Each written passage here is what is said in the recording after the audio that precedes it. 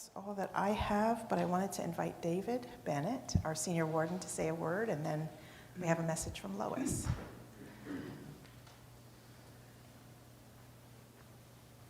Good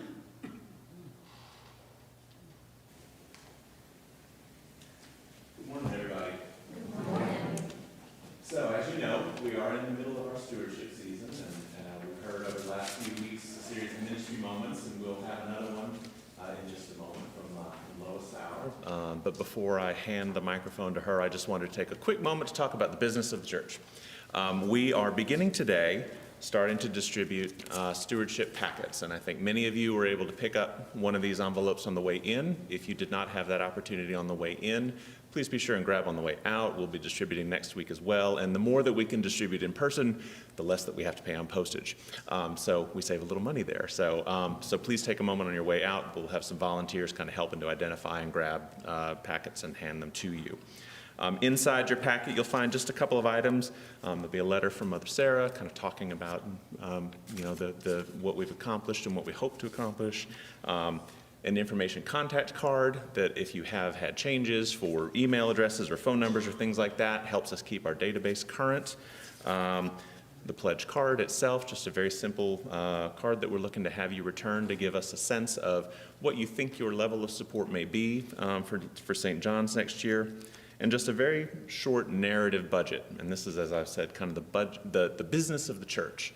Trying to, in very short order, talk about how your generosity impacts St. John's. Now, this has been a strange year, as was last year, quite frankly. So you will see in terms of how funds are used, some areas are lower because things like parish life where we can't gather the way, those areas have shrunk. In other ways, we were able to make larger contributions, like supporting the preschool in its reopening effort. And on the income side, what, after a lot of debate, was not included was PPP funds, where we had obtained a PPP loan that was subsequently forgiven.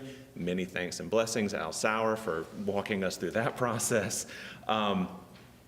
So this will give you a snapshot for an unusual year, for sure. But what I want to highlight is, when you look at the left side of this, the sources of the financial support, especially in a time like this where we are not passing the plate as we usually do and things like that, these pledge cards are critically important. This is what allows the budgeting process. It allows us to sort of shape our goals for the coming year and forms really the vast majority of how we understand the support of the congregation going forward. So please, you'll have a few weeks. We're looking to collect these. I think we're going to have the in-gathering ceremony on November 21st. So you've got a few weeks to sort of prayerfully think about this and consider what St. John's has meant to you and how you might wish to support in the coming year. So thank you for your time this morning, and what I'd like to do now is invite Lois Sauer to come up, talk a little bit about our strategic design process, kind of in stewardship in general, and tie all these things together. As I like to call Lois, our strategic design team chair extraordinaire.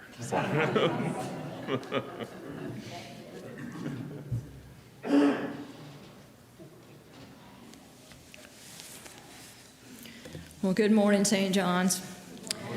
As most of you know, I'm Lois Sauer, and in the 5 years that Al and I have been members of St. John's, I've worn several different hats, but currently the rather large hat that feels like it's sometimes falling over my ears is the strategic design effort.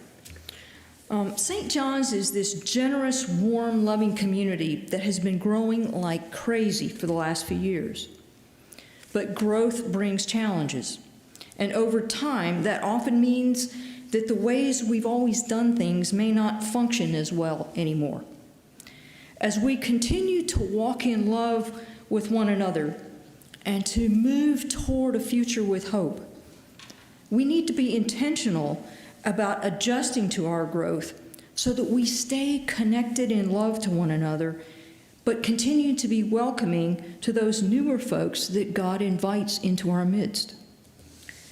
In this season of focus on stewardship and giving of both treasure and talent, I want you to know that I am super thankful that through your generosity to St. John's last year, Some of that financial support has allowed us to find and hire some very experienced consultants to help guide us through a 1.5-year-long process to examine and update our parish structures to accommodate the size parish we are and the size parish we are becoming.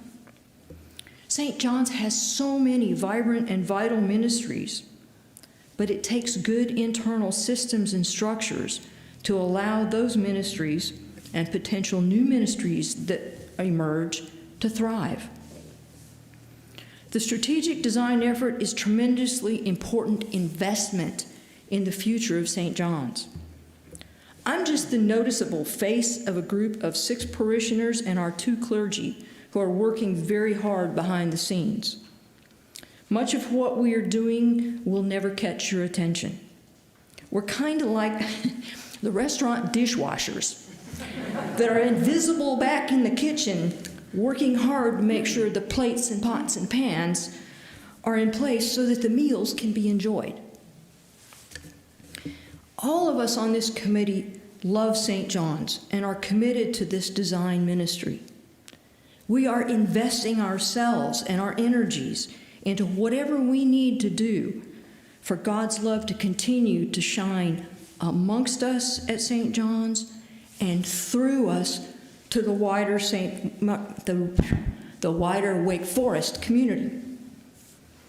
We're spending many hours this Vision Summit weekend listening to our parish and its leadership. Through your survey input over the last 2 weeks and the brainstorming of yesterday morning, together we are identifying and articulating the vision, values, and goals that inspire this congregation and guide our ministries. As our vision, values, and goals move forward to take clearer shape, I'm so very grateful to be part of this generous, loving congregation. I'm grateful that together we have the courage to work faithfully towards holding on to what is vital and life-giving while carefully embracing the very real need to make some judicious changes. At St. John's, I'm grateful that we remain firmly grounded in God's love so that our future is hopeful and bright. Thank you.